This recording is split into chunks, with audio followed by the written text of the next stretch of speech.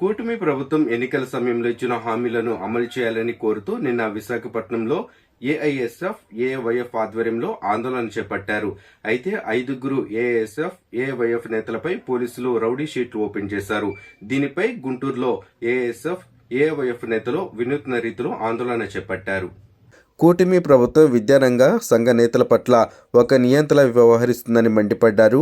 AISF రాష్ట్ర ప్రధాన కార్యదర్శి బందెల నాసర్జీ, ఏఐవైఎఫ్ గుంటూరు జిల్లా ప్రధాన కార్యదర్శి షేక్ వలీ, ఏఐవైఎఫ్ గుంటూరు జిల్లా అధ్యక్షులు జంగాల చైతన్య.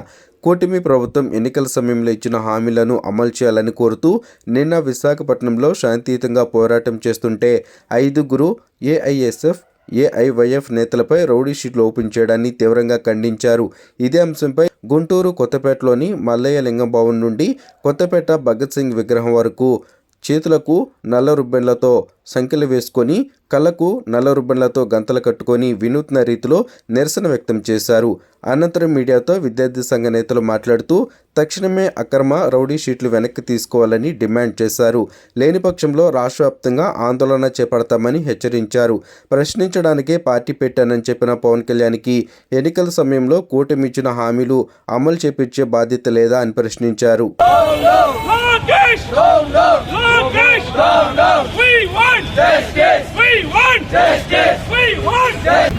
నిన్నటి రోజున విశాఖపట్నంలో all India student federation AISF, అదేవిధంగా యూత్ ఫెడరేషన్ ఏఐఎఫ్ నాయకులపైన కూటమి ప్రభుత్వం ఒక నియంతలాగా ప్రవర్తిస్తూ ఈరోజు రౌడీ షీట్లు ఓపెన్ చేసింది.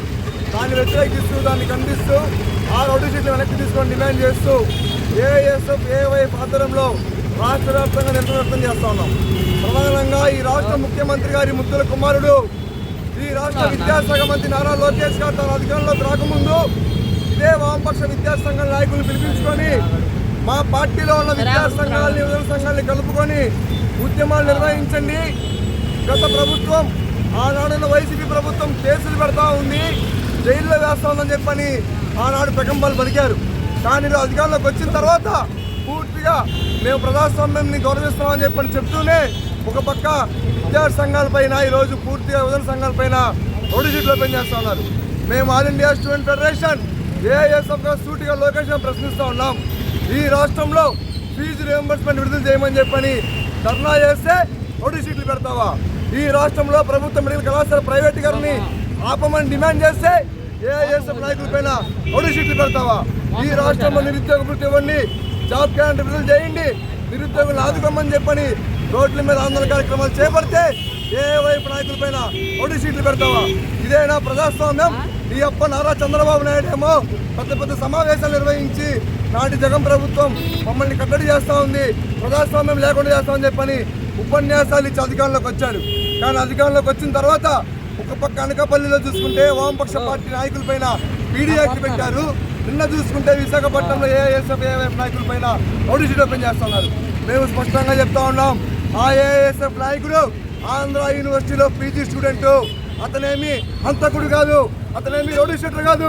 నువ్వు నిజంగా తమ్ముడు నాయకుడు అయితే మిస్టర్ నారా లోకేష్, ఏఐఎస్ఎఫ్గా తెలియజేస్తా ఉన్నాం, నీ అసెంబ్లీలో, సాక్షాత్తు నీ అసెంబ్లీలో, నీ కుటుంబంలో 100 మంది ఎమ్మెల్యేలకు పైగా క్రిమినల్ కేసులు ఉన్నాయి.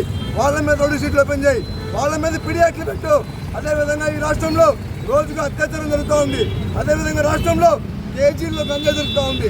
వారి మీద రౌడీ షీట్లు ఓపెన్ చేయకుండా నీ ప్రభుత్వాన్ని వ్యతిరేకంగా ప్రశ్నిస్తే, నీ వైఫల్యం మీద ప్రశ్నిస్తే రౌడీ షీట్లు ఓపెన్ చేస్తావా? కాబట్టి కబడ్దార్ మిస్టర్ నారా లోకేష్, ఏఐఎస్ఎఫ్గా తెలియజేస్తా ఉన్నాం, మేము ఎక్కడ వెనకడుగు లేచేది లేదు. నువ్వు రౌడీ షీట్లు ఓపెన్ చేసినా కూడా ఖచ్చితంగా విద్యార్థుల కోసం ఈ రాష్ట్రంలో పోరాడతాము, విద్యార్థి గొంతుగా ఏఐఎస్ఎఫ్గా నిలుస్తాము. అదేవిధంగా పవన్ కళ్యాణ్ గారు తెలియజేస్తా ఉన్నాం, ప్రశ్నిస్తా అని చెప్పని పార్టీ పెట్టి పవన్ కళ్యాణ్ గారు ఈరోజు మీరు అధికారంలో భాగస్వామి అయిన తర్వాత మీ నోరు మోగపోయిందని చెప్పని ఏఐఎస్ఎఫ్గా ప్రశ్నిస్తా ఉన్నాం. ఈ రాష్ట్రంలో ఎక్కడ పూర్తిగా ప్రజాస్వామ్యం బతికలేదు, మీరేమో ప్రజాస్వామ్యం గురించి మాట్లాడతారు. ఈ రాష్ట్రంలో మీ పొలిటికల్ పార్ట్నర్స్ నారా చంద్రబాబు నాయుడు, నారా లోకేష్ గారు పూర్తిగా విద్యార్థి సంఘాల నాయకులపైన, వామపక్ష సంఘాలపైన కట్టడి చేస్తూ ఉన్నారు. కాబట్టి స్పష్టంగా తెలియజేస్తా ఉన్నాం, 3 డెడ్ లైన్ ఇస్తా ఉన్నాం ఈ ప్రభుత్వానికి. జనవరి 3వ తారీఖు లోపల ఏఐఎస్ఎఫ్, ఏఐఎఫ్ నాయకులపైన విశాఖపట్నంలో తెచ్చిన రౌడీ షీట్ని వెనక్కి తీసుకోకపోతే మాత్రం రాష్ట్ర వ్యాప్తంగా పెద్ద ఎత్తున ఇతర విద్యార్థి సంఘాలని, యువజన సంఘాలని, ప్రజా సంఘాలని, పార్టీలు కలుపుకొని కూటమి ప్రభుత్వ పూసాలను కదిలిస్తామని చెప్పని హెచ్చరిస్తా ఉన్నాం.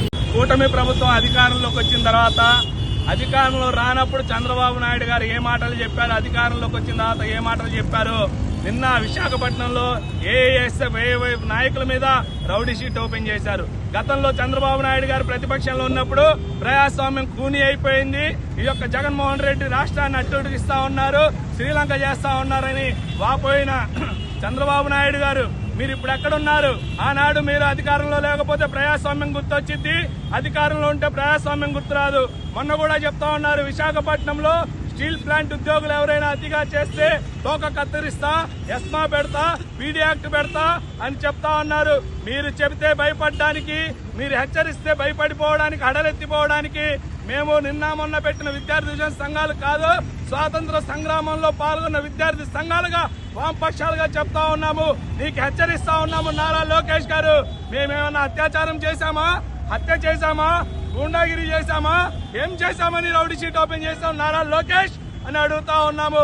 అత్యాచారాలు, హత్యలు చేసిన వాళ్ళకి బెయిల్ ఇచ్చి వాళ్ళని సన్మానిస్తా ఉన్నారు మీరు. మేము ఒకటే హెచ్చరిస్తా ఉన్నాము, ఏదైతే వీళ్ళ మీద పెట్టిన రౌడీ షీట్ కనుక మీరు కనుక వెనక్కి తీసుకోకపోతే రాష్ట్ర వ్యాప్తంగా పెద్ద ఎత్తున పోరాటం చేస్తాం. మరోవైపు ప్రశ్నించడానికే నేను పార్టీ పెట్టానన్న పవన్ కళ్యాణ్ గారు మీ నోరు మూగపోయిందా అని అడుగుతా ఉన్నాము. ఎవరిని ప్రశ్నిస్తా ఉన్నారు మీరు? ఏం చేస్తా ఉన్నారు మీరు? అందుకే హెచ్చరిస్తా ఉన్నాము, హత్యలు, అత్యాచారాలు చేసిన వాళ్ళ మీద రౌడీ షీట్లు ఓపెన్ చేయాలి కానీ విద్యార్థి సమస్యల మీద 107, 108 జీవో రద్దు చేస్తానన్నది ఎవరు? నారా లోకేష్. 50% సీట్లు జగన్మోహన్ రెడ్డి అమ్ముకుంటున్నాడని చెప్పింది ఎవరు? నారా లోకేష్. నిరుద్యోగ వృత్తి ఇస్తానన్నది ఎవరు? నారా లోకేష్. జాబ్ క్యాలెండర్ విడుదల చేస్తామన్నది ఎవరు? నారా లోకేష్. అసలు కేసు ఓపెన్ చేయాల్సింది, ఇచ్చిన మాట అమలు చేయని నీ మీద కేసు ఓపెన్ చేయాలి.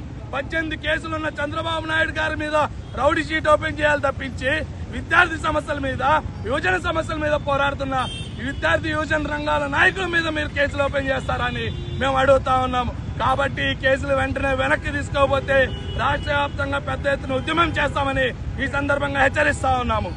అధికారంలో రాకముందు ప్రజాస్వామ్యం కూడి అయిపోతుందని, అధికారంలోకి వచ్చాక ప్రశ్నించే ప్రతి గొంతుపై ఉక్కుపాదం మోపే విధంగా ఇప్పుడున్న కూటమి ప్రభుత్వం వ్యవహరిస్తూ ఉంది. గతంలో నారా చంద్రబాబు నాయుడు గారు జైల్లో వేసినప్పుడు, రోడ్డు మీదకి వచ్చినప్పుడు అప్పుడు అన్ని విద్యార్థి యువత సంఘాలు కూడా కలుపుకొని చేశారు. అప్పుడు గుర్తుకు రాలేదా మీకు ప్రజాస్వామ్యం? ఇప్పుడు గుర్తుకొస్తా ఉందా?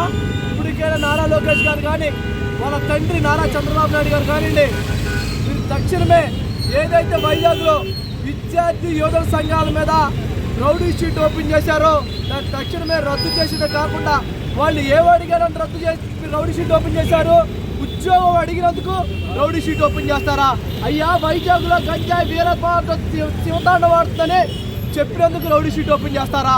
తక్షణమే మీరు ఓపెన్ చేయాల్సింది గంజాయి అమ్మే వాళ్ళ మీద రౌడీ షీట్ ఓపెన్ చేయాలనే కానీ గంజాయి అమ్ముతున్నారని చెప్పిన వాళ్ళ మీద రౌడీ షీట్ ఓపెన్ చేస్తా ఉన్నారని ఈ రాష్ట్రంలో అన్ని వర్గాల్లో ఉన్న యువత మొత్తం కూడా ఆ వైపులో ఆలోచన చేస్తా ఉన్నారు.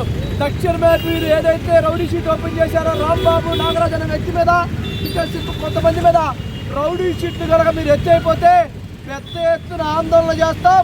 ఇప్పుడు కనుక మీరు కనుక ఇంతే కనుక పుడితే ఈ రాష్ట్రంలో ఉన్న యువతను మొత్తాన్ని కూడా సమీకరించి పెద్ద ఎత్తున ఉద్యమం చేస్తామని అఖిల భారత జనసమాఖ్యగా మేము డిమాండ్ చేస్తా ఉన్నాం.